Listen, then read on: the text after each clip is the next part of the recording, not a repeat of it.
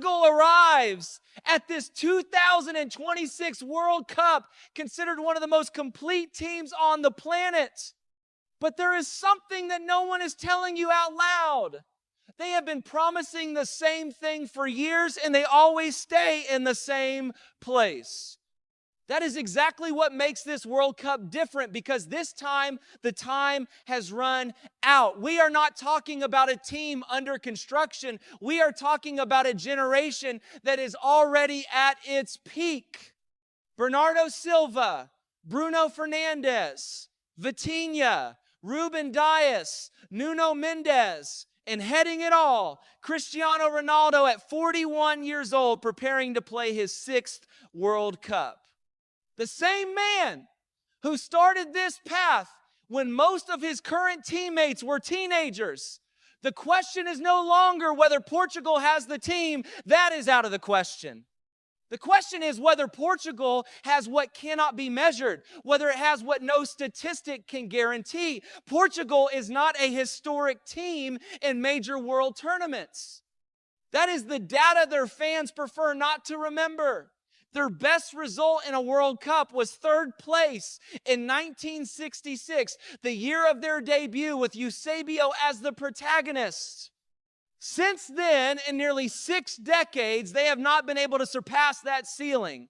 In 2006, they reached 4th place with a 2-1 year old Cristiano Ronaldo. And then came Qatar 2022 with one of the most talented squads in their history.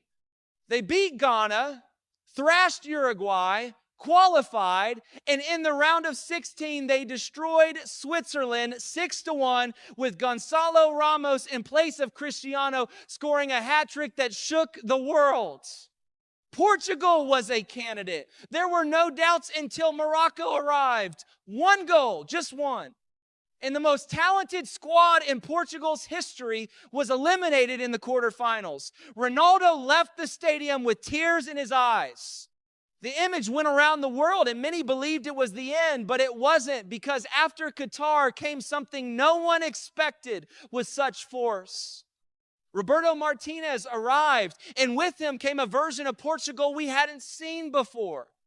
The Spanish coach took the reins in January 2023 with a complicated mission. He had to manage Cristiano Ronaldo's ego, integrate a new generation of players, and make it all work as a team, not as a collection of stars, as a team. What he achieved goes beyond the results. Martinez changed Portugal's identity. He transformed them into a team that presses, transitions quickly, and combines control with aggression. A team that causes damage in multiple ways, which the opponent cannot decipher because they never know which version of Portugal they are going to face. And the most resounding demonstration of that change came in 2025.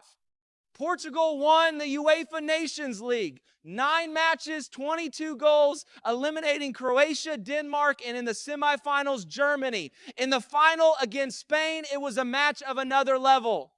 Cristiano Ronaldo equalized the score with a goal that silenced critics.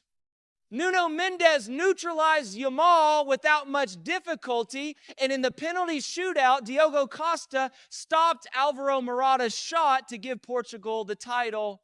22 goals in 9 matches is not a coincidence. It is a system. It is an identity, and that is the Portugal that arrives at this 2026 World Cup. But first, let's talk about the team.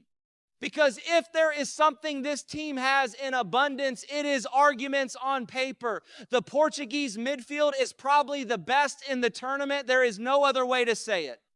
Vitinha won the Champions League with PSG and leads ball contact metrics in European competitions for 2 consecutive seasons. It is not just that he touches the ball more than anyone. It is what he does with each touch. Precision under pressure, the ability to read the game before it happens. Vitinha finished 3rd in the 2025 Ballon d'Or voting, and there are those who argue that it was unfair.